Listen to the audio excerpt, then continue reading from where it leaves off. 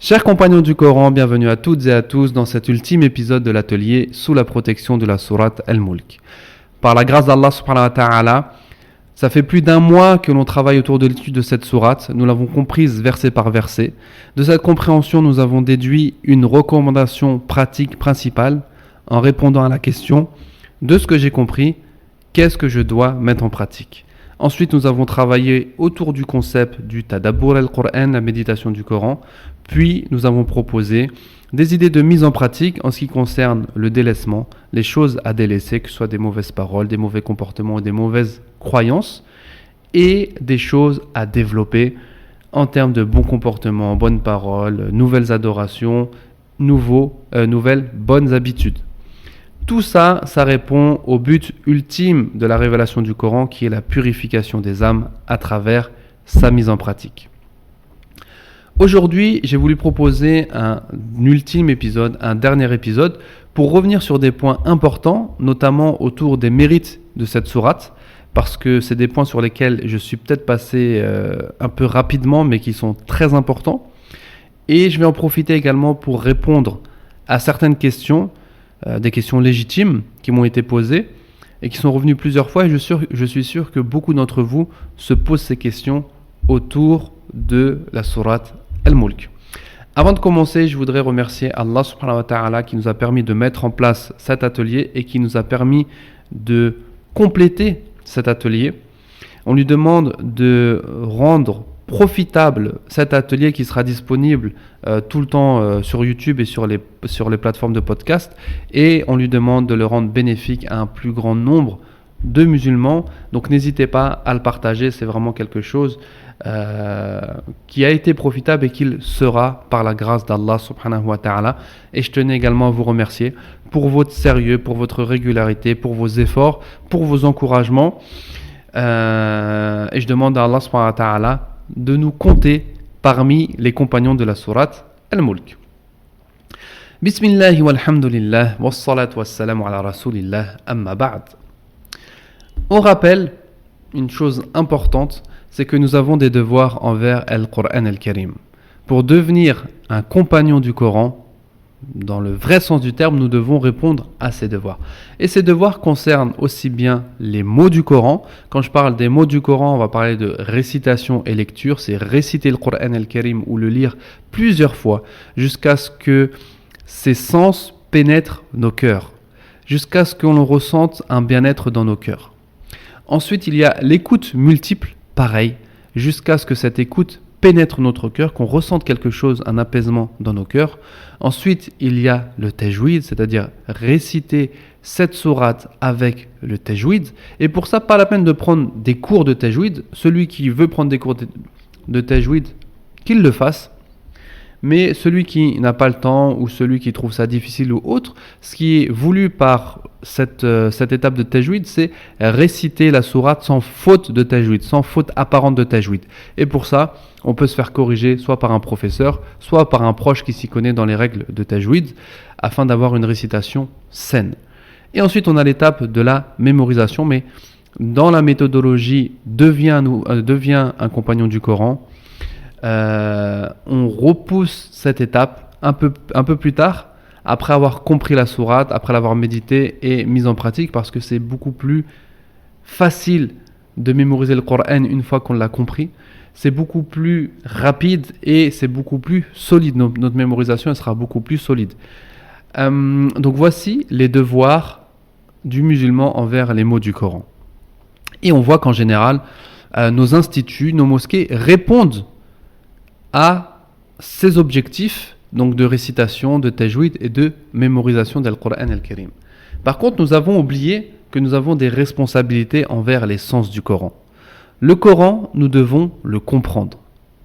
Le Coran, nous devons en déduire une recommandation pratique principale. Ça n'est pas une obligation. Ça, c'est ce que l'on fait dans la méthodologie que l'on suit sur la plateforme Deviens un compagnon du Coran. Ça, c'est pas une obligation. C'est, on va dire, un moyen d'arriver à une mise en pratique. Ensuite, on a Tadabbur al-Qur'an qui, lui, est une obligation. La méditation del Qur'an al-Karim et ses différentes étapes pour passer à une mise en pratique. Donc, je le rappelle, Nos devoirs envers les sens du Coran, c'est la compréhension, la méditation et la mise en pratique. La recommandation pratique principale, c'est juste un moyen d'arriver à une mise en pratique. Et ensuite, nous devons également transmettre ce que l'on a appris, que ce soit au niveau des mots du Coran. Maintenant que je sais lire la sourate, je sais la réciter avec tajwid et je l'ai mémorisé, je dois transmettre ce que j'ai appris. Et maintenant que je l'ai compris, que je l'ai médité, que je l'ai mis en pratique, je dois également transmettre les messages de cette sourate. Et là, je serai vraiment un compagnon de cette sourate, mais du plus haut degré. Dès que j'ai mis en pratique la sourate, je tombe sous le statut de compagnon du Coran. Parce que, voilà, je ne reviens pas dessus. Ça a été développé dans plusieurs cours et c'est également développé dans le livre Apprendre et enseigner le Coran comme le prophète sallallahu alayhi wa sallam que vous pouvez vous procurer sur Amazon. On a vu que la principale condition pour devenir un compagnon d'une sourate, c'est la mise en application. Une fois que j'ai mis en application, je suis considéré comme le compagnon d'une sourate. C'est pas une fois que je l'ai lu, que je l'ai récité avec tajwid, que je l'ai mémorisé. Non. La mémorisation du Coran ne nous fait pas devenir des compagnons du Coran. Ce qui nous fait devenir les compagnons du Coran, c'est sa mise en pratique. Et ensuite, il y a des choses en plus, on va dire des mérites en plus, tels que la mémorisation et la transmission. Et celui qui fait tout ça, voilà, il devient compagnon du Coran, mais du plus haut degré qu'Allah subhanahu wa ta'ala nous accorde ce statut. Ça, c'était voilà, un petit rappel. Je vous l'avais fait lors du premier cours de Surat al-Mulk. Je vous le refais aujourd'hui pour qu'on soit bien clair. Et vous précisez également que c'est cette méthodologie que l'on suit sur la plateforme Devient un compagnon du Coran. Et bien sûr, on ne rentre pas... là, on a fait l'explication de Surat al-Mulk verset par verset en rentrant dans les détails. Ça a pris beaucoup de temps. Sur la plateforme, on explique les versets, bien sûr. On explique les mots, on explique les sens, mais on ne rentre pas autant dans le détail pour aller un peu plus vite. Voilà, alors... on va commencer par répondre aux questions et nous attarder quelques minutes sur les mérites de la Sourate al-Mulk parce que cette question m'a souvent été posée. La question est la suivante. Les mérites mentionnés dans le premier cours sont-ils issus de hadiths authentiques ? Et c'est ce qu'on va voir et pour ça je vous ai fait un petit tableau récapitulatif, masha'Allah, où je vous ai mis le degré d'authenticité des hadiths que j'ai cité. Bien sûr, je ne vais pas reciter les hadiths ou exposer une nouvelle fois tous les hadiths, ça prendrait trop de temps, donc je vous laisse revenir au premier cours ou je vous laisse revenir au support que vous avez dû recevoir pour faire la comparaison. On a cité différents mérites. Parmi ces mérites, on a dit que celui qui récitait Surat al-Mulk tous les soirs, il suivait une sunna du prophète sallallahu alayhi wa sallam parce que le prophète sallallahu alayhi wa sallam ne se couchait pas sans avoir lu Surat al-Mulk et Surat al-Sajda. Donc là, il faut savoir que c'est un hadith qui est rapporté par le compagnon Jabir, que l'on peut trouver dans le recueil de Tirmidhi et c'est un hadith authentique, un hadith sahih. Donc là, il n'y a aucune divergence par rapport à ça sur le fait que le prophète sallallahu alayhi wa sallam lisait la sourate avant de se coucher. Ensuite, on a un hadith qui est rapporté, qui est dit par Abdallah ibn Mas'ud, mais qui ne remonte pas jusqu'au prophète sallallahu alayhi wa sallam, et qui nous dit que celui qui récite Surat al-Mulk la nuit, il a fait une belle œuvre, il a fait une bonne action, et il a une multiplication des récompenses. Et ça, c'est un hadith qui est bon. C'est un hadith qui est bon. Et bien sûr, ce hadith-là, il ne remonte pas jusqu'au prophète sallallahu alayhi wa sallam, mais il y a des sujets dont les compagnons ne parlaient pas tout seuls. Si Abdallah ibn Mas'ud, il parle de récompense, si Abdallah ibn Mas'ud, radiyallahu anhu, il parle de choses qui concernent l'au-delà ou l'invisible, c'est qu'il l'a entendu du prophète sallallahu alayhi wa sallam. Donc, celui qui lit Surat al-Mulk tous les soirs a fait une bonne action et a multiplié les récompenses. C'est un hadith qui est Hassan, qui est bon et qui vient de Abdallah ibn Mas'ud. Maintenant, on va répondre à la question parce que c'est ce que vous posez souvent et il y a plein d'élèves, machallah, qui m'ont fait des retours avec les hadiths. Oui, mais ce hadith, il est hassan, ce hadith, il est faible, donc on ne peut pas le prendre en compte, on ne peut pas dire qu'il protège contre le châtiment de la tombe, etc. Voilà, j'ai voulu vous faire un résumé avec toutes les paroles, ou en tout cas la majorité des paroles qui ont été rapportées à ce sujet-là, au fait que Surat al-Mulk protège du châtiment de la tombe. Alors premièrement, il y a une parole de Abdallah ibn Mas'ud qui est rapportée par An-Nasa'i et qui a été jugée Hassan, donc bon, par Cheikh al-Albani. Donc la première parole de Abdallah ibn Mas'ud qui dit que Surat al-Mulk elle protège du châtiment de la tombe, c'est un hadith Hassan. Pas authentique, mais un hadith Hassan, c'est un hadith bon à travers lequel nous pouvons nous baser pour mettre en pratique certaines choses de notre religion.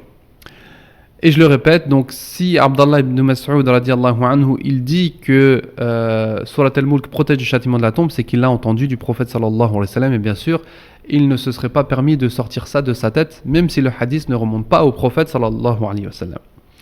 Ensuite, on a un autre hadith, mais là qui remonte jusqu'au prophète sallallahu alayhi wa sallam et qui est rapporté par Abdallah ibn Mas'ud, qui a été authentifié par Al-Hakim et Cheikh Al-Albani. Donc on a un hadith authentique. Ensuite, on a un autre hadith, une autre parole du prophète sallallahu alayhi wa sallam qui est rapportée par Ibn al-Qayyim et qui a été authentifiée. On a une autre parole de Abdallah ibn Mas'ud qui a été authentifiée par Cheikh Al-Albani et Cheikh Al-Arnaout. Et on a une parole du prophète sallallahu alayhi wa sallam qui a été rapportée par Abdallah ibn Abbas radiyallahu anhuma et qui lui est un hadith faible. Pour résumer, on a 1, 2, 3, 4, 5 paroles, qu'elles soient des compagnons ou du prophète sallallahu alayhi wa sallam. On a un hadith faible, on a un hadith bon et on en a 3 authentiques. Ce qui nous montre que le fait que Surat al-Mulk protège du châtiment de la tombe est quelque chose d'authentique, quelque chose qui a été vérifié, que ce soit par la parole des compagnons ou même par des hadiths remontant directement au prophète sallallahu alayhi wa sallam, et c'est quelque chose qu'il faut appliquer pour ne pas avoir de regrets. Donc il y a un seul hadith faible et beaucoup de gens rapportent ce hadith faible. Ils disent oui, mais le hadith qui parle du châtiment de la tombe rapporté par Abdallah ibn Abbas c'est un hadith faible. Oui, mais regardez les autres hadiths qui sont rapportés à ce sujet-là. Et regardez les paroles d'Abdallah ibn Mas'ud qui sont rapportées à ce sujet-là. Ces paroles sont authentiques ou elles sont jugées bonnes par les muhaddithin, les savants du hadith. Donc oui, Surat al-Mulk, elle protège du châtiment de la tombe. Il faut en avoir la ferme conviction et il faut prendre l'habitude de lire Surat al-Mulk. Et bien sûr, quand on parle de lecture, on parle de lecture avec compréhension, méditation et qui va nous amener à une mise en pratique. On parle de tilawa et je le répète, tilawatul Qur'an, c'est la récitation du Coran en ayant l'intention de le mettre en pratique. On a un autre mérite qui est que Surat al-Mulk intercède pour le pardon, c'est-à-dire que le jour du jugement, Surat al-Mulk, elle va intercéder auprès d'Allah subhanahu wa ta'ala pour qu'il pardonne le compagnon de Surat al-Mulk. Et ça, c'est un hadith qui est jugé bon par Cheikh Al-Albani. Ensuite, on a pareil, en fait, Surat al-Mulk, elle va intercéder pour 3 choses. Elle va intercéder pour le pardon, elle va intercéder pour faire entrer le musulman au paradis, et elle va intercéder envers les musulmans qui sont en enfer pour pouvoir le faire entrer au paradis, pour le faire sortir de l'enfer et le faire entrer au paradis.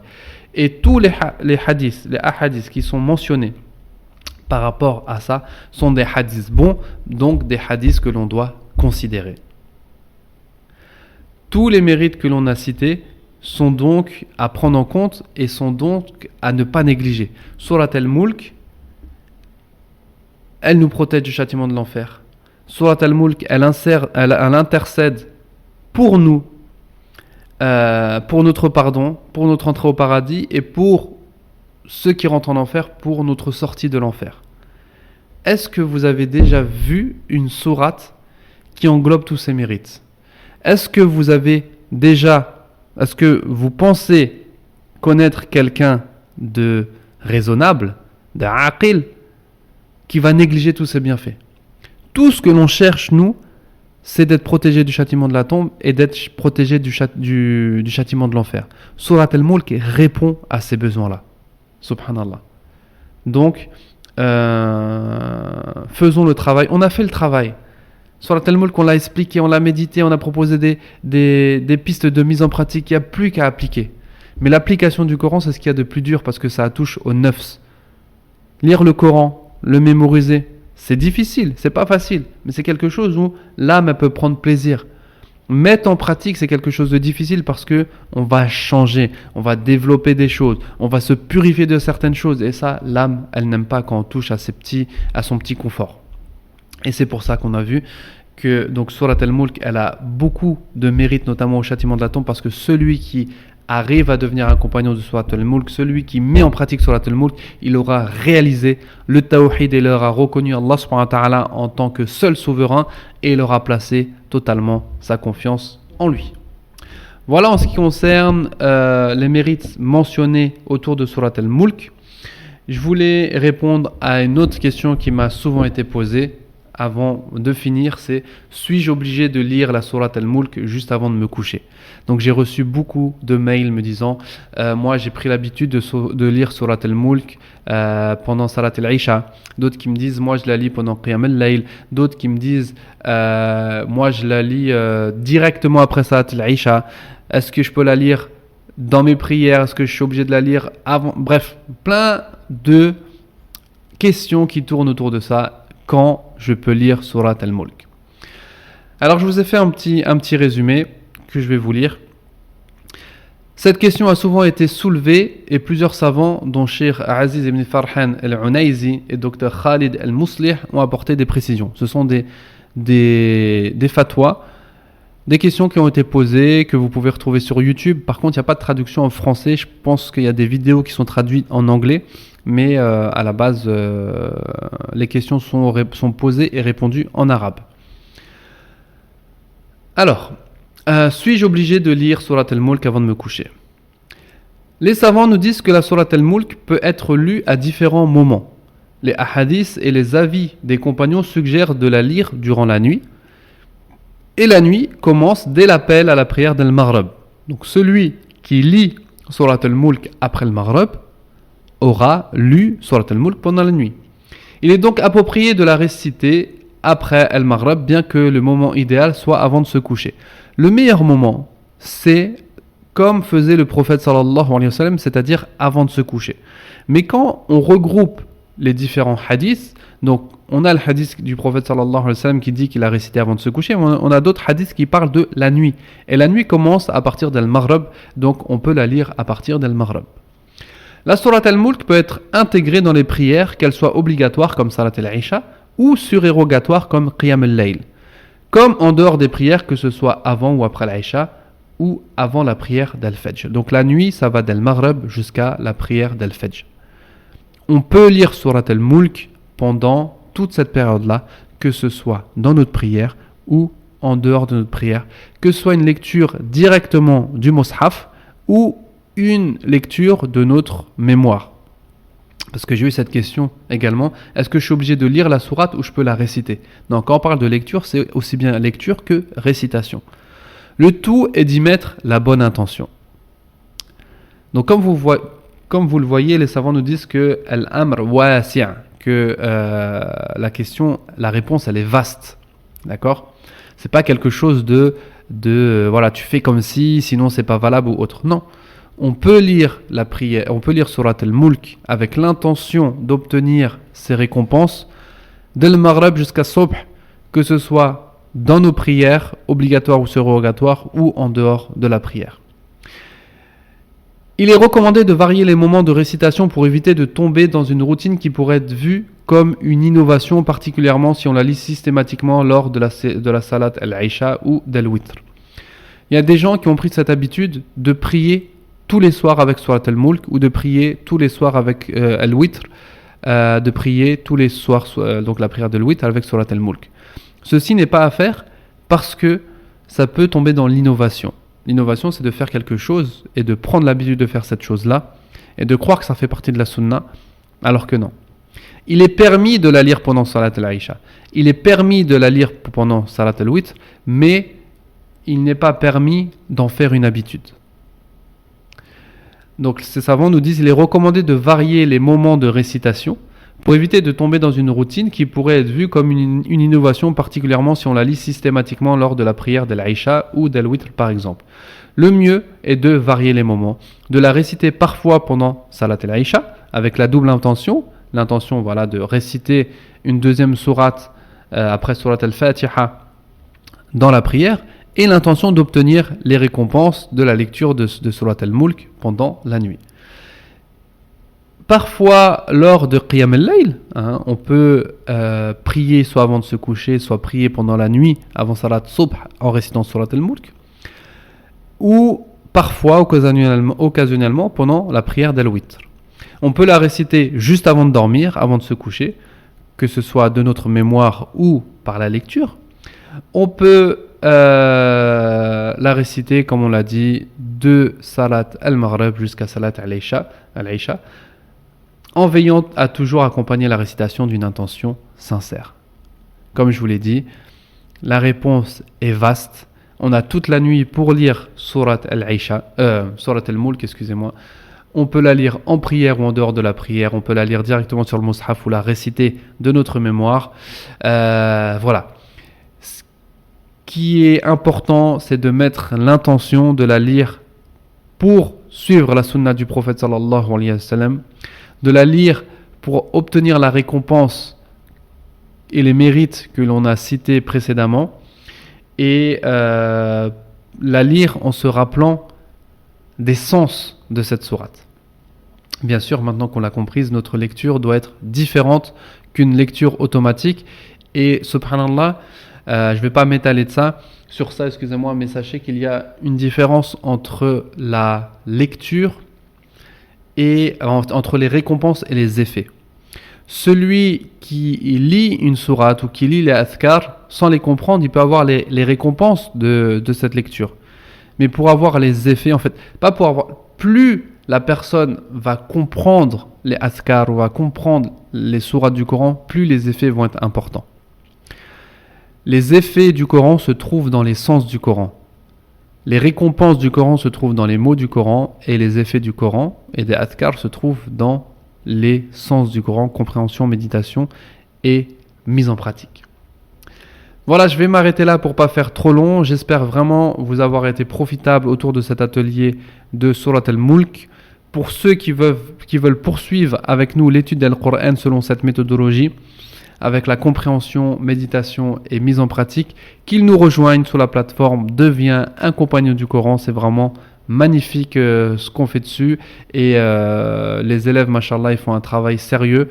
On a un groupe Telegram dans lequel on échange, on essaye de se motiver. Alhamdulillahi Rabbil Alamin, j'espère vous compter parmi les futurs élèves. Et voilà, à partir de la semaine prochaine, on commence une nouvelle série de podcasts qui va être différente. Ce ne sera pas à l'étude d'une sourate, ça va pas être, mais ça va être autant, voire même plus intéressant, Inch'Allah, et profitable pour la communauté musulmane francophone. Je vous remercie vraiment pour avoir suivi cet atelier. Je remercie Allah subhanahu wa ta'ala, et j'espère pouvoir partager au maximum et le plus longtemps possible ces podcasts avec vous. N'hésitez pas à laisser une note, à laisser un commentaire pour donner de la visibilité, que ce soit sur les plateformes de podcast ou sous la vidéo YouTube. Wallahu ta'ala a'la wa a'lam. Subhanaka Allahumma wa bihamdika, ashhadu an la ilaha illa anta, astaghfiruka wa atubu ilayk. Barakallahu fikum, wassalamu alaikum wa rahmatullahi wa barakatuh.